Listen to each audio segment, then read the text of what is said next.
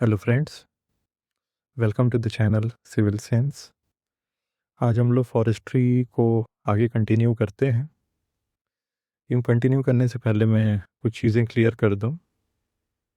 Friends, 3 to 4 sessions में हम forestry paper 1 and paper 2 दोनों को कवर करेंगे। इसमें बेसिकली इसके PYQs को भी हम देखेंगे, सिलेबस को देखेंगे और कुछ जो वैल्यू एडिशंस है वो मैं अपनी तरफ से आपको देने की कोशिश करूँगा। चलिए आगे बढ़ते हैं। आज हम सिलेबस को एक बार डिकोड करते हैं। देखिए, this is the official syllabus. अगर आप देखें कि फॉरेस्ट्री पेपर 1 सेक्शन ए, इसमें बेसिकली 4 टॉपिक्स हैं। पहला है सिल्वीकल्चर, दूसरा है सिल्वीकल्चर सिस्टम्स, तीसरा है मैंग्रोव एंड कोल्ड डेजर्ट। इसमें भी स्पेशली फोकस मैंग्रोव पे ही रहता है। और चौथा है silviculture of trees. It is a big topic, लेकिन I will deal with it in future lecture कि आपको सभी स्पीसीज़ पे इतना फोकस नहीं करना है। सम स्पीसीज़ आर ऑलरेडी हाईलाइटेड, आपको उन पे ज़्यादा फोकस करना है। चलिए, तो बेसिकली अगर आप देखेंगे दोनों पेपर्स को, तो ये 4 टॉपिक्स हैं जिनके बारे में अभी हमने बात की। ये 4 टॉपिक्स आपके सेक्शन बी में हैं और पेपर 2 में forest management, working plan, mensuration, remote sensing, forest survey and forest engineering, ये टॉपिक्स पार्ट ए में है। It is a typical hard core forestry topic. और फिर आप देखेंगे कि इसका जो पार्ट बी है, these are general topics, but still जो लॉज वाला पार्ट है ये आपको थोड़ा सा ध्यान देना होगा। चलिए, तो अभी तक आप पेपर के पैटर्न को जान ही रहे हैं कि आपको 5 क्वेश्चंस अटेम्प्ट करने हैं। Sorry, this is wrong. यहाँ बेसिकली आपको 8 मार्क्स और 10 मार्क्स के क्वेश्चंस मिलेंगे। समटाइम्स 40 मार्क्स का डायरेक्ट क्वेश्चन भी आ जाता है, but in such questions my suggestion is that कि आप उसको अवॉइड करें अनलेस आपके पास बहुत ही बढ़िया कंटेंट है। Try to go for those questions in which multiple parts आते हैं। ओके, तो ये देखिए कि जो ये सेक्शन ए वाला पार्ट है सिल्वीकल्चर, इसमें कुछ जनरल चीज़ें हैं, ecological and physiological factors, regeneration के मेथड्स हैं, नर्सरी के टेक्निक्स हैं, what are the side factors, planting के क्या मेथड्स हैं, इन सब के बारे में हम डिस्कस करेंगे। फिर है सिल्वीकल्चर सिस्टम्स। ये जनरली लोगों को समझ में नहीं आता है, but I will tell you some tricks कि आप इस पार्ट में भी अच्छा स्कोर कर सकते हैं। फिर मैंग्रोव्स एंड कोल्ड डेजर्ट्स का है, बहुत ही ओपन एंड शट टॉपिक है।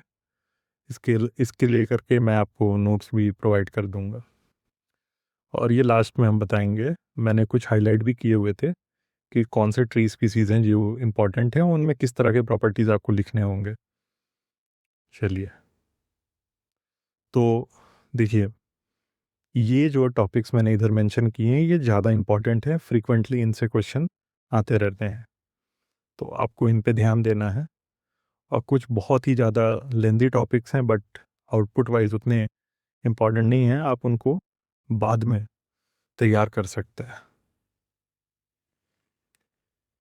देखिए, ये ऑलरेडी वैसे कुछ सोर्सेज हैं, मेंशन्ड हैं, बट आई थिंक अभी आपके पास टाइम नहीं है। But for one thing I will focus कि आप डायग्राम्स के लिए, अगर आपको ये बुक कहीं मिलती है, a text book of silviculture, तो कुछ डायग्राम्स आप इससे बिल्कुल इनकॉर्पोरेट कर सकते हैं। Diagrams will certainly help you to fetch more marks.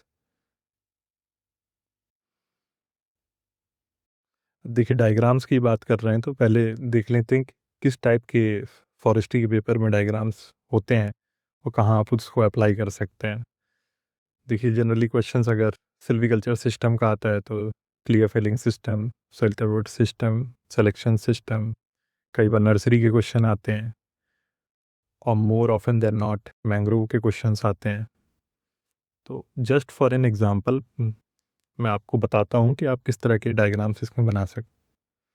ये क्लियर फिलिंग सिस्टम, अगर सिल्वीकल्चर सिस्टम का डायग्राम आता है तो आप ये एक साइक्लिक डायग्राम बना सकते हैं कि जब एक मैच्योर स्टैंड होता है हम उसको पूरा क्लियर फेलिंग कर देते हैं, then this is known as the clear felling system as the name suggest.